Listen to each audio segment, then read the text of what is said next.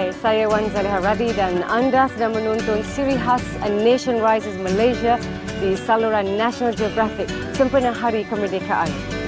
Malam ini kami akan mempersembahkan kisah legenda bola sepak Malaysia yang menjadi sumber inspirasi rakyat kita.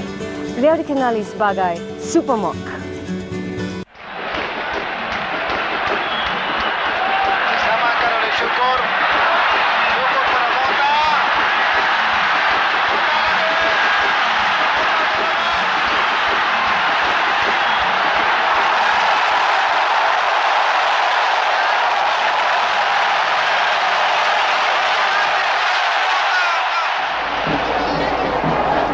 For a brief period in Malaysia's history, one man's name resounded like no other. Mokhtar Dahari, pemain nombor 10 yang telah menjaringkan gol setelah berlaku pergelutan. Soccer player Mokhtar Dahari rose from a humble background to carve a place in his nation's history. Dalam ini sekiranya seorang atlet atau ahli-ahli sukan yang mempunyai latihan secukupnya, mereka tidak. But at the peak of his fame, Malaysia's greatest ever football player would be cut down by a tragic illness. What made the man they call Supermokh so exceptional, and did it also lead to his tragic end? 20 years on, Mokhtar Dahari's family and closest friends break their silence to reveal the untold truth about the man known to the world as Supermokh. That was the best of time in Malaysian football. Mancini pada Isa, balik kepada Mokhtar, sekarang Mokhtar gol! As a footballer, he was certainly the greatest that I've ever met in this country. Between the 70s and right up until the mid-80s, it was the real golden era of Malaysian football. With Mokhtar Dahari spearheading the team, I must say that throughout my career as a sports journalist, I've never seen another player like him. He was one of a kind. There was not another player like him. To me, Mokhtar Dahari was simply my dad. But as I grew older, I started to understand how the impact he has done for Malaysian football.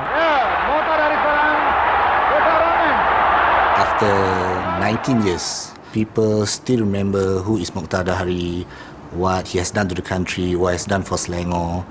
I can still remember clearly, it's in 1988. My father accompanied me to the school for the first time, that is my standard one.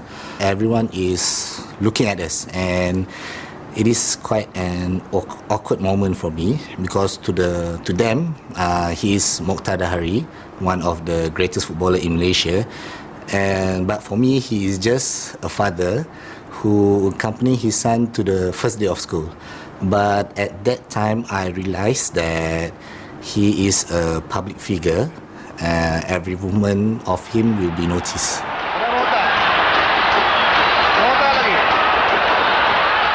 Quite a few occasions where people will come up to me and say, "Are you the daughter of Mokhtar Dahari?" And I answer yes, and I can see their faces lit up and just astonished by what I just said. People idolize him. I specifically remember one occasion where a stranger came and approached me and said, "Excuse me, are you Mokhtar Dahari's daughter?" And I said, "Yes." And he just said, "Can I shake your hand?" And I said, "Why?" He just continued and said, "Even though I don't get to shake your father's hand, but I'm so proud enough to have shook the daughter's hand." At that point, I felt the extension of his fame.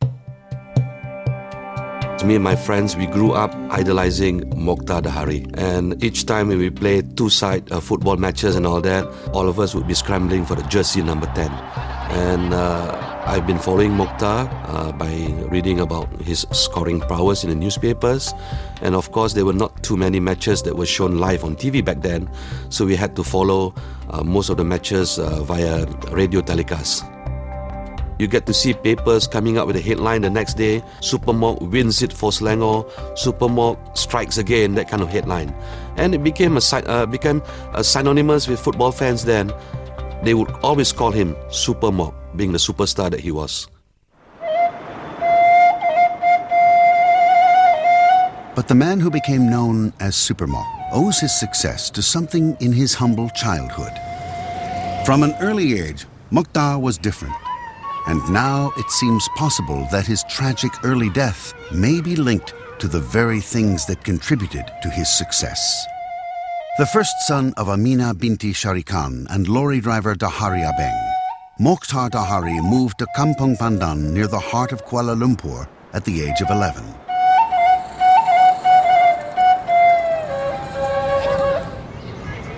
In a neighborhood where most were poor, football and badminton required little equipment.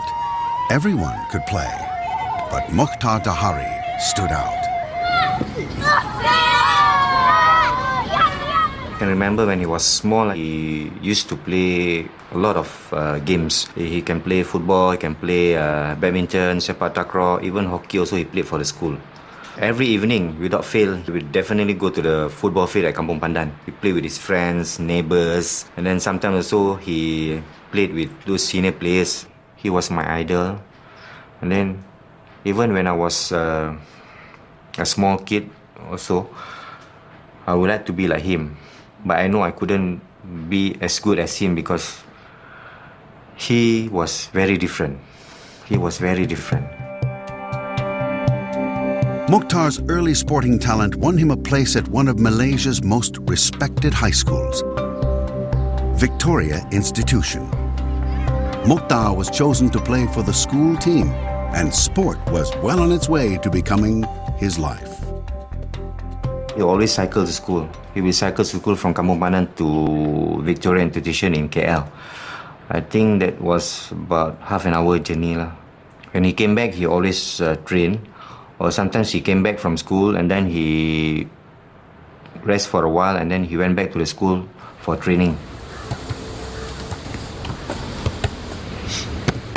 Nak imbas kembali perkenalan saya dengan Mokhtar ialah pada akhir tahun 70-an di mana kita ada perlawanan persahabatan bola sepak di antara pasukan saya di Dato Keramat dan pasukan dia di Kampung Pandan.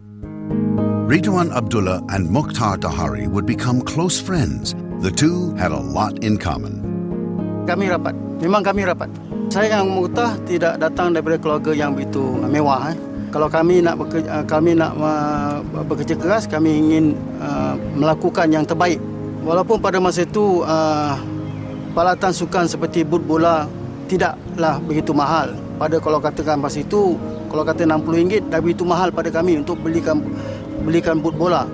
Tapi kami masih lagi boleh bekerja keras untuk melakukan dia. Kadang-kadang kita bermain dengan kaki ayam untuk bermain bola sepak. Itu yang buat kita gigih untuk melakukan sesuatu untuk meningkatkan kita punya bola sepak, mutu bola sepak. In 1971, Mokhtar and Ridwan were both selected for the Selangor team in the Burnley Youth Cup. Kita telah menang besar dengan salah satu golnya dijaringkan oleh Mokhtar. Inilah gol yang pertama yang dijaringkan oleh Mokhtar dalam kerjanya sebagai pemain bola sepak yang mewakili negeri Selangor.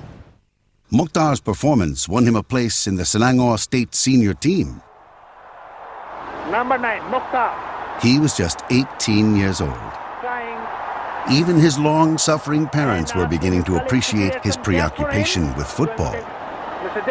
Even though my late brother and my late father seldom talk at home, I could see from my late father's face that he was very happy and he was very proud to see my late brother represented Selangor because it's not an easy to represent Selangor during that days.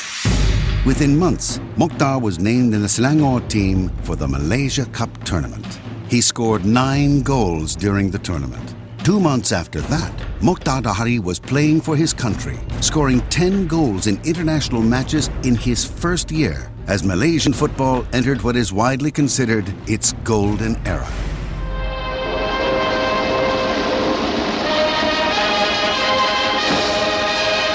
He had graduated from school football to representing his nation in just 2 years. Saya taklah sebagus Mokhtar ni, dia bagus lebih sikit.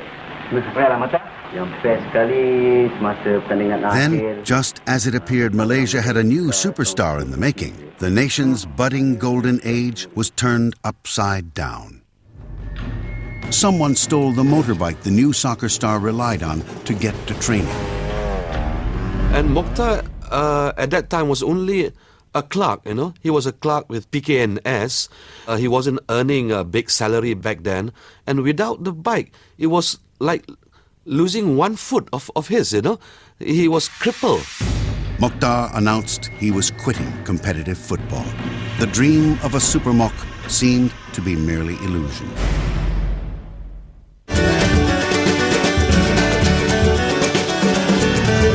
Kita bertemu kembali dalam siri khas A Nation Rises Malaysia di saluran National Geographic bersama saya, Wan Zaleha Radi. Bakat Mokhtar Dahari memang terselah semenjak zaman muda lagi, tetapi statusnya sebagai seorang bintang mula menonjol pada tahun 1975 ketika menentang pasukan Arsenal dari England. The theft of his motorbike left Malaysia's amateur football star Mokhtar Dahari unable to get to training and games. The player announced he was quitting. But his sudden rise had already won the hearts of football fans. The fans all rallied behind him. There was a lot of sentiments, outpouring of sentiments from the fans, saying that if someone has to steal a bike, why has it got to be Mokhtar's bike? And from then on, the Selangor team took the cue to rally behind Mokhtar. In fact, they were also passing the hat around for donations to get him to buy a new bike. And a motorcycle company actually came forward and presented him with a new motorcycle. So because of that, Mokhtar decided to come back. Mokhtar Dahari's fans were to be richly rewarded. Dalam kawasan dan lepas lagi. Diamankan oleh Terbukti. Mokhtar Dahari 1-sama. The teams Mokhtar played for achieved unprecedented successes. Malaysia won its first soccer medal in the Asia Games. The nation beat South Korea and Japan to win the Merdeka Cup. Selangor went on to its greatest period of dominance in the Malaysia Cup. The successes sparked a football fever that has never been equaled. Masa kedua oleh penyerang andalan Mokhtar Dahari dengan keputusan 2-0. Every time Selangor plays, we get 25,000. The stadium is almost full. And whenever we play in the final, 30,000, overwhelming, overflowing. Untuk merembat bola itu ke sudut kanan. The match between Selangor and Singapore at the National Stadium is always something which all the fans in Singapore would wait for.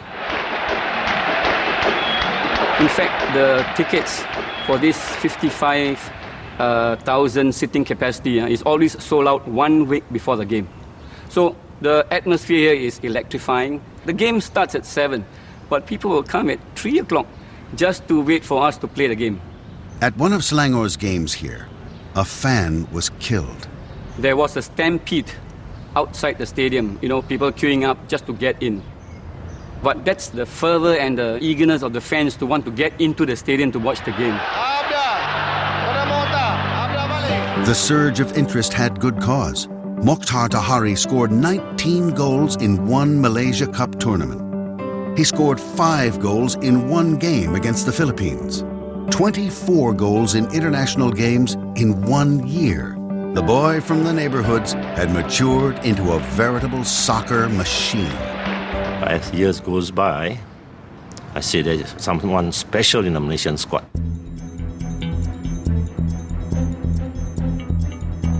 This guy his whole body full of muscles. You look at his body from the head to the toe, all full of muscle. It frightened the delight out of you. He's a different kind of. He's different from other footballers. He can dribble, say, 50 meters. And he can shoot the ball 100 miles an hour.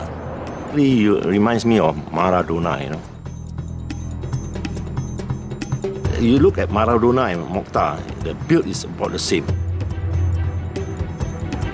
Mokhtar Dahari was blessed with the physique that will put so many bodybuilders to shame. To massage him is like massaging two players. Because his legs are so enormous and his muscles are so thick. The strength that I needed to massage him is like massaging double Santok Singh. That was how strong and how tough he was. And all the players in the team nickname him as Kuda, horse. So when he runs, he can hear the grounds like a horse telling you better move away, otherwise I trample you. Tunwa kepada Mokhtar Dahari. Mokhtar Dahari naik sekarang. Tendangan-tendangannya begitu kuat. Ada juga kawan mengatakan tendangan yang dilakukan oleh Mokhtar Dahari ini mencederakan penjaga gol. Kalau ada yang bola kat situ, semua akan lari daripada situ. Pasal tendangan dia begitu baik sekali. Dia ada speed. Dia boleh genjor dengan laju dan dia juga boleh heading. Jadi ke aset dia tu ada tendang kanan, tendang kiri, ada heading. Jadi maka dengan itu dia lebih berbahaya pada lain-lain pemain. We must be very fit, and to face him is a nightmare to face him, because we have to put at least two guys near him all the time. They don't give us a little bit of a chance to move with the ball or to push and run. One Mokhtar is equal to about 3 Malaysians, so so we better take 2 men to take care of him. It's a nightmare, to be honest. And even though sometimes we have 2 or 3 players marking him, somehow he will get out of it and do an acrobatic shot and so on. So he's really good. So playing against Mokhtar Dahari is never easy. It's always like a nightmare, if you ask me. I have not seen anyone, not even in the World Cup, trust me, a striker that has all the attributes of this striker, Mokhtar Dahari, a striker that he has everything. Mokhtar may have been world class, but he would not abandon his homeland to prove it. When in our few years of friendship, Mokhtar speaks a lot about his passion for football.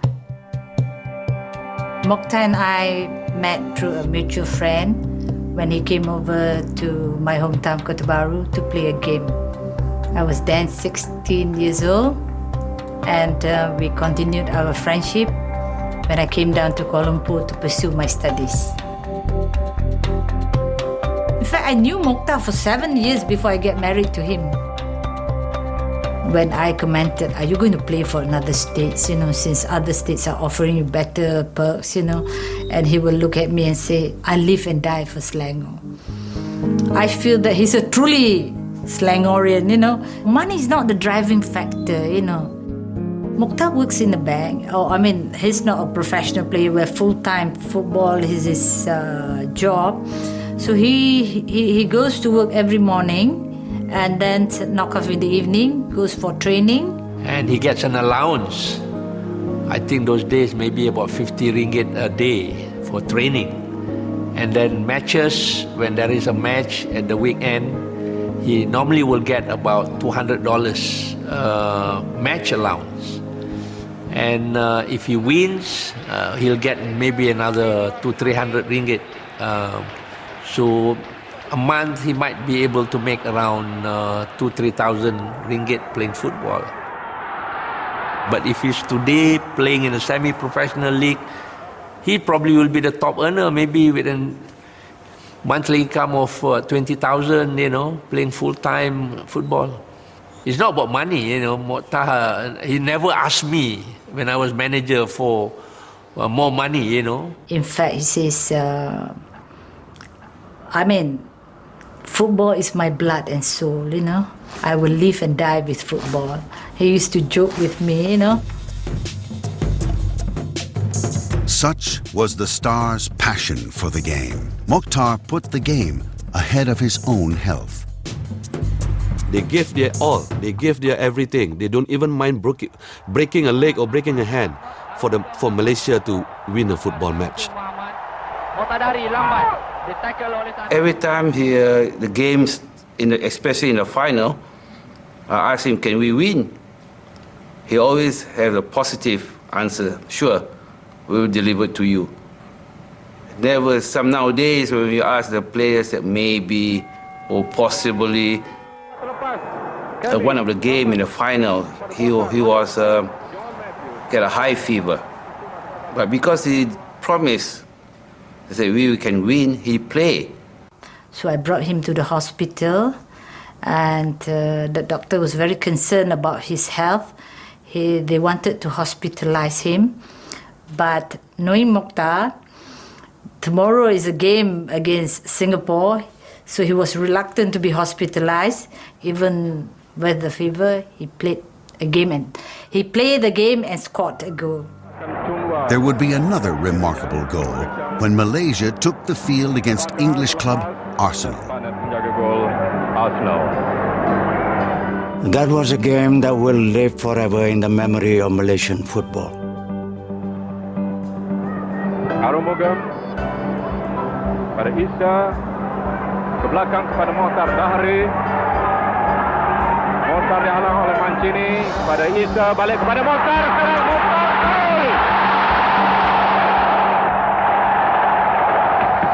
An amateur team, the Malaysian national team, played against one of the giants of English football, the very professional Arsenal. And the amateurs won. Malaysia beat Arsenal 2-0. And both goals were scored by none other than Mokhtar Dahari. It made Malaysian proud because it has been the desire of every football fraternity in Malaysia to beat a first division club from England. But just when it seemed nothing could stop Malaysia's star striker, he proved only human. Pada masa itu beliau bermain dengan untuk Piala FM. Padang begitu berat masa itu selepas hujan. Satu hantaran bola pada beliau cuba pusing. Ini yang buat yang kaki yang sebelah yang tersangkut di rumput, dan dia merasakan satu kepedihan pada lutut dia. The injury damaged the cushion of cartilage known as the meniscus in Mokhtar's knee, requiring surgery to remove damaged tissue.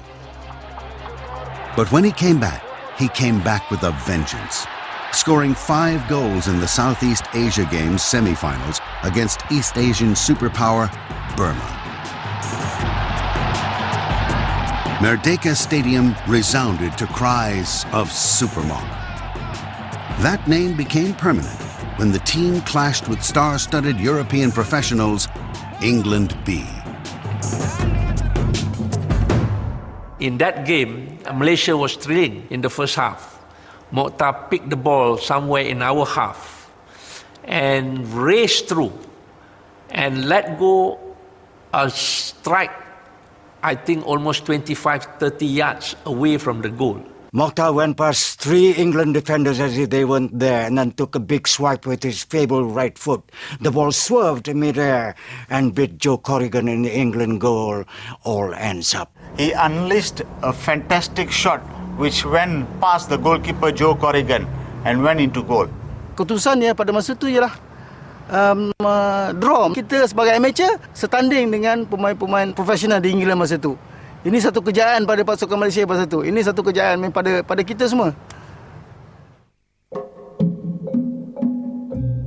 In 1979, at the peak of his success, the man they called Supermokh finally wedded the love of his life.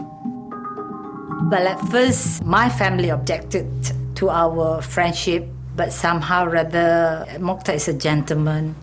He will approach my mother, my brothers, so sort of to portray that he's a very responsible and caring person that I guess good enough to marry your daughter.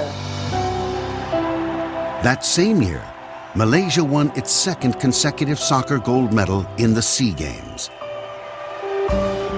Mokhtar he's special, He is, even the players are his fan, He has that respect and comradeship, But the football superstar's meteoric path was about to take a series of twists that would leave the nation gasping in disbelief. Other than his pull of fans and supporters. He also had his pool of detractors, people who were so envious of him, that he kept on scoring goals, playing great football matches and all that, to a point that there were also accusations hurled at him, Some accuse him of taking drugs, steroids, and suso, whatever it was. At one particular match, I was watching Mokhtar playing football, and then there was a fan who was just going overboard with his criticism on Mokhtar. It was just more like not the game but on personal attacks. But nobody could guess the truth that was waiting to unfold. Pemain nombor 10 yang telah menjaringkan gol setelah berlaku pergelutan tadi.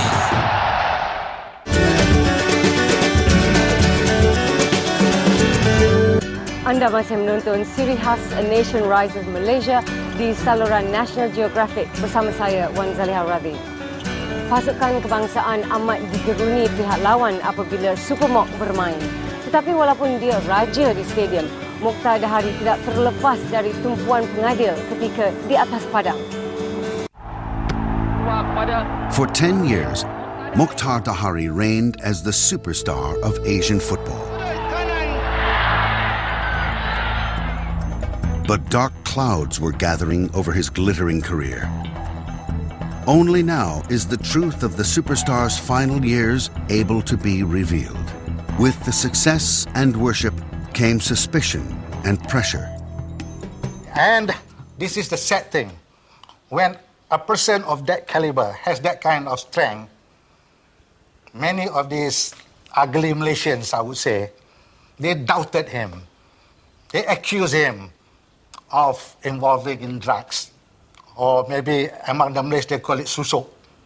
Those are the supernatural things that will make a person that strong, that fit, and that fast. As a striker, he was expected to be scoring regularly, but he was going through a hard time, as in most footballers, they would be off form at times. Yeah?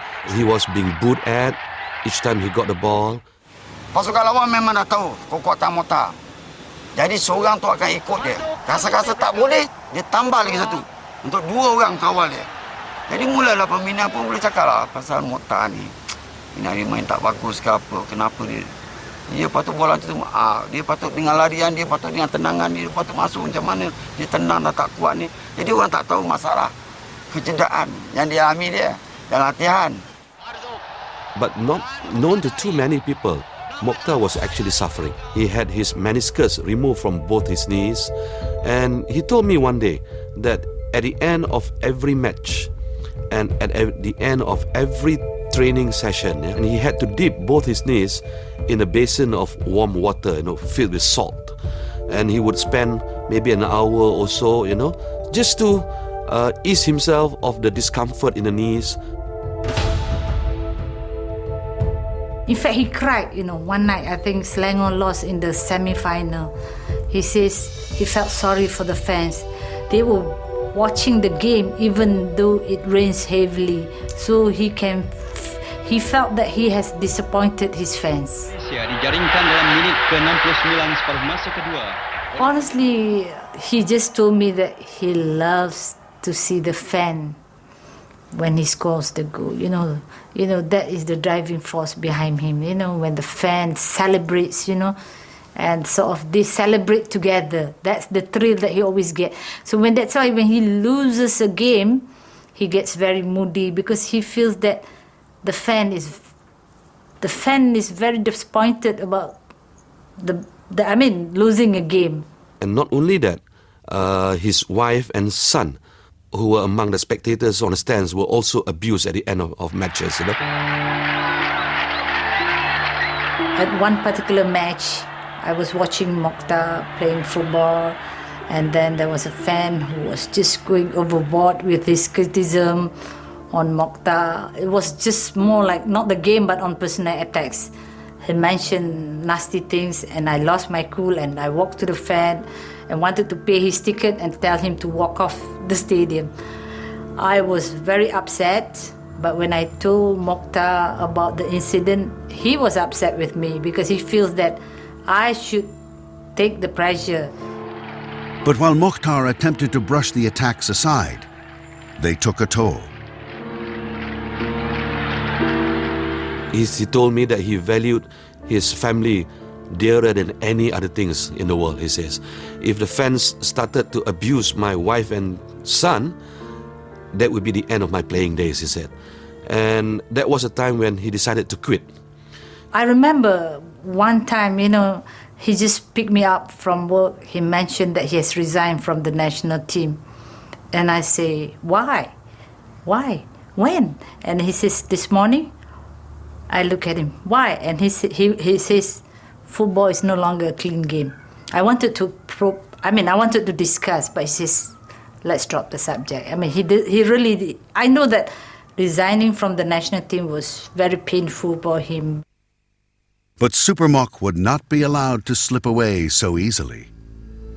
After just 11 months, he was called back to the Malaysian team. He was persuaded by certain people in the football to try to make a comeback for the last time. Like I say, for the love of the game, he'll do anything.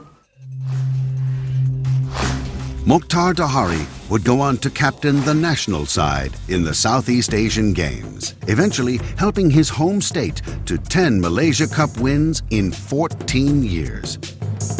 But the years of top-level football were taking a toll.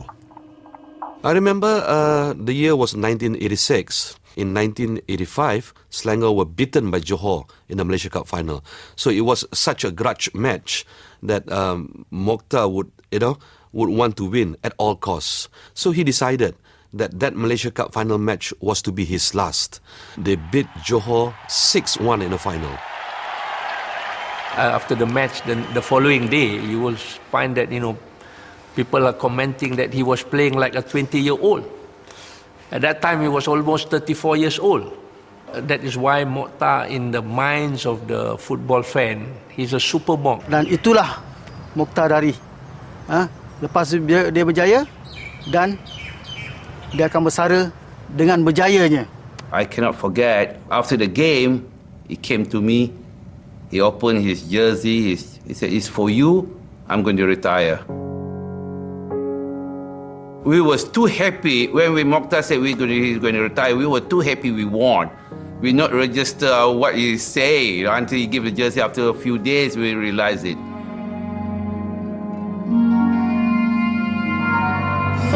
Mokhtar's focus shifted to helping others as a coach and in other ways. Mokhtar came to me and asked me this, would you write a book for me? Not so much in glorifying himself, he says, but to serve as a motivation to the young players, to the aspiring footballers of the future of Malaysia. I said, Mokhtar, that would be such an honor for me. But all plans came to a sudden stop. Mokhtar came back from training one day and mentioned to me that when he went into contact with an opponent, he just fell, without him realizing that he cannot break his fall. Jadi dia jatuh terlentang. Jadi semua pemain pun ketawakan dia. Dengan keadaan fizikal dia yang tegap tu, dia boleh jatuh begitu, terlentang. Dia rasa macam dia kurang tidur. Masa tu dia dah baru dapat anak yang ketiga saja, yang ketiga. Tapi lama tetap benda tu makin lama makin teruk. After a few weeks, he felt that he was having a very bad sore throat, and he knew that something was wrong with him. It was late 1988 when he decided to go for a thorough medical checkup, and it was diagnosed by a doctor that he's suffering from motor neuron disease, and Mokhtar didn't know much about the disease that time. So we will just say we will not give up hope. We will go for a second opinion. That is when we decided to go to London, not to seek treatment, but to ask for a second opinion. Motor neuron disease disrupts the brain's messages to the muscles. Muscle activity becomes erratic, and eventually stops. There is no known cure. I remember I cued the doctor that I wanted to speak to him first before he speaks to Mokhtar. So I talked to doctor, whatever you have to say, you give him hope. You can tell him that he can get worse, he can stay permanently like this, or he will gradually get better. I told, but you can tell me the truth. So the doctor was explaining that usually it will last for about 2 or 3 years. He will start having difficulty breathing, And as promised, the doctor told him, Mokhtar, this is motor neuron, you will get better, or you stay permanently like this, or you get worse. Tengku was determined to maintain as positive an outlook as possible. Only now, she reveals that she cultivated one of Malaysia's enduring myths. The media were told that Mokhtar had muscular dystrophy, a disease with similar symptoms. The paper keep on telling that he's suffering from muscular dystrophy because I refused to tell it's motor neuron because I don't want people to do research and start telling him that this is the reason. I want Mokhtar to be calm, I want Mokhtar to have hope, and I want Mokhtar to just go through a normal life. I was 5 at that time when he was first diagnosed with a motor neuron disease. I couldn't comprehend what was going on. So I remember him being weak, he couldn't move around on his own, and he was on a wheelchair most of the time. Although he is sick, he is still the same person, a joyful person, a loving father. Physically he is sick, but emotionally he is a happy man. He's a normal person for me. My mom told me that I was his little assistant back then. I would bring him food or newspaper as he couldn't move. I was his constant companion at home. At first he can walk and then sit on a wheelchair, and then the family tried everything from normal medicine to Malay medicine to Chinese acupuncture, everything. Banyak kabar-kabar angin mengatakan masa Mokhtar sakit, Mokhtar dibuat oleh orang, kan. Bagi pandangan saya kenal Mokhtar. Mokhtar tak ada siapa-siapa yang tak ada orang musuh dengan Mokhtar. Tentang ada yang perbuatan orang, saya rasa tak benar lah. Itu tak benar. In fact, Mokhtar may have been cursed by the very physiology that made him great. Research suggests football talent and motor neuron disease may be linked, with professional footballers 6 times more likely to develop the disease. Research now concentrates on 4 factors: extreme physical exercise, football-related injuries, toxic chemicals used on football fields, performance and injury-related drugs. Of the 4 possible factors, it seems only one can be ruled out for Supermokh. But let me put it straight to you. You are wrong. He was a straight 100% made in Malaysia.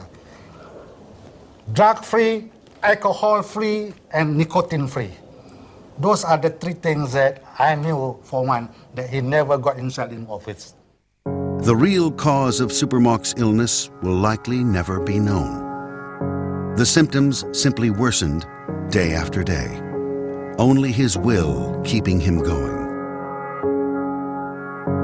He was such a humble man. And even when he was sick, when normal people would be discouraged and just give up on life, and he's so positive about it and full of life. Masa dia sakit pun, dia melatih pasukan Konjit Bank dengan kursi roda dia. From a big, bubbling person with full of energy, suddenly he's ridden to a wheelchair. The body weight about 2/3 of what he was, and then his speech was slurred, his eyes were red, his coordination, his hand movements were limited. Very difficult to describe. It really makes you sick. It really makes you cry. But Mokhtar, he himself, he said, Well, I've given my all. I've given my all. If it's time for me to go, I'm more than prepared for it. Tak apalah, mungkin aku ni tak lama lah.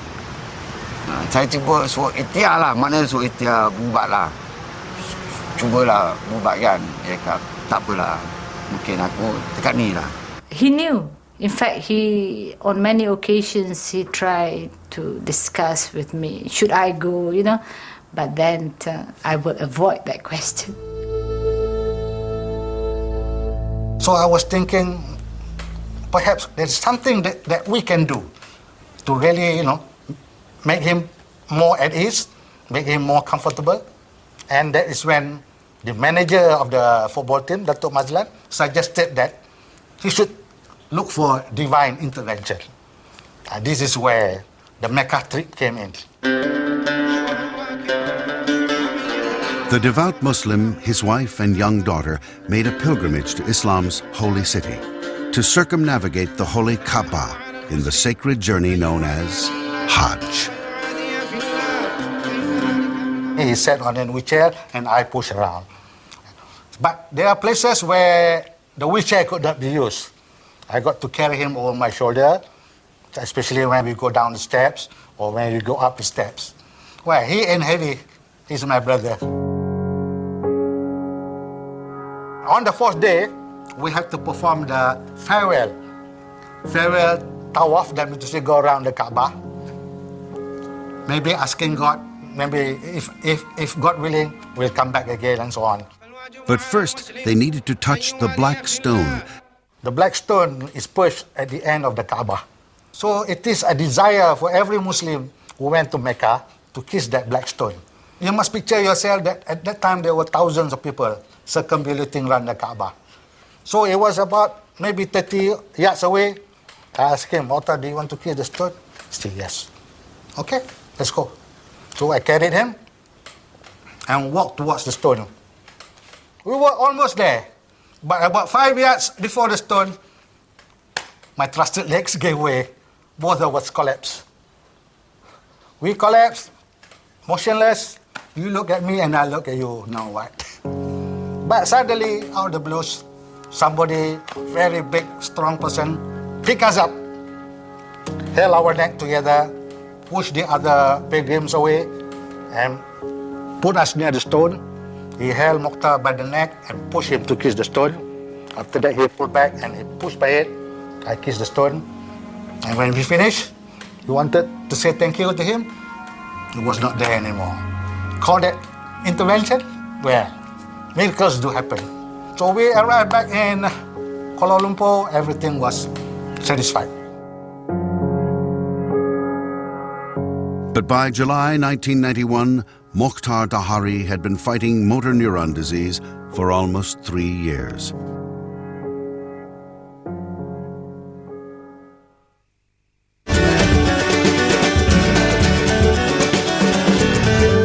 Anda masih menonton siri khas A Nation Rises Malaysia di saluran National Geographic bersama saya, Wan Zaliha Radi. Setelah memimpin pasukan kesayangannya Selangor memenangi Piala Malaysia sebanyak 10 kali, Mokhtar membuat keputusan untuk bersara dari arena bola sepak. Tetapi sebenarnya keputusan itu dibayangi maksud tersirat. Around 8:30, my uncle woke me up, asked us to get dressed, to go to the hospital.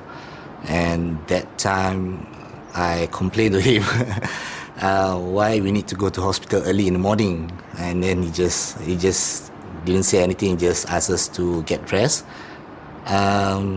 But when I saw my mom at the hospital crying, and at that time I knew that my father had passed away. That thing cannot be described by word. Okay, for a 10-year-old to lose a father, and at that time I just cannot think. At that time I knew that I had lost my father. On July 11th, 1991, Mokhtar lost his battle with motor neuron disease. He was just 37 years old.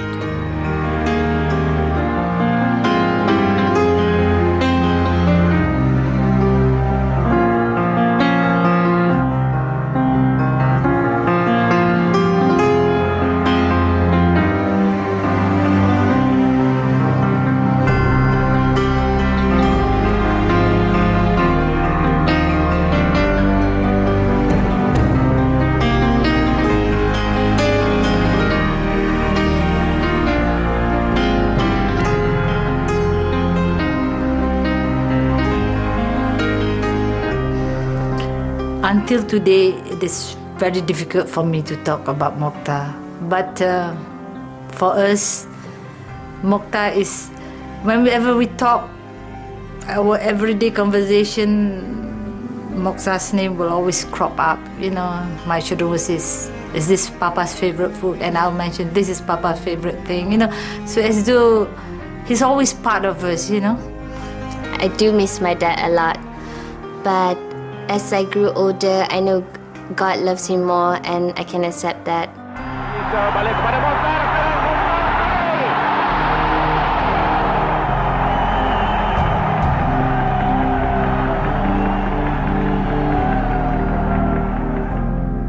I love remembering him. I love watching him, and now it's all memory, but a memory that will linger on forever. Masa kedua oleh penyerang handalan Mokhtar Dahari dengan keputusan 2-0. Mokhtar Dahari ialah kawan pada semua orang. Bukan pada saya, untuk semua orang. Saya hanya kawan rapat pada dia. Dia kawan pada semua orang. Itulah Mokhtar Dahari. A great loss to me, because he was a good friend, a good player, and a great loss to the country and the state of Selangor. Until today, you cannot replace Mokhtar. You know, I think it's not my opinion. You know, I think everybody can't find a personality like Mokhtar. You know, who's hardworking on the field, who's humble, who's an inspiration. You know, who's a good family man. You know, doesn't loaf around. You know, doesn't do naughty things. Doesn't go nightclub. Doesn't spend his money foolishly. Doesn't smoke. Of course, doesn't drink. To me, my father is very special. He is one in a million. I'm proud to be Mokhtar Dahari's son. He has done so much to change the face of Malaysian football. Even though he has passed on for such a long time, people are still talking about him. That's the impact of Mokhtar Dahari. I just want to tell the whole world, I was proud, I am proud, and will always be proud. Kan, apa Mokhtar boleh buat? Saya rasa sekarang pemain-pemain patut boleh buat. Tidak ada beza dengan untuk berjaya. Berjaya dengan cara senang, saya rasa dah tak ada lah. Kita kena berjaya dengan cara susah. Mokhtar Dahari telah provekan yang wang ringgit bukan pentingnya. Yang penting ialah kesungguhan dan matlamat pemain tersebut untuk berjayakan diri dia untuk kejayaan masa depan.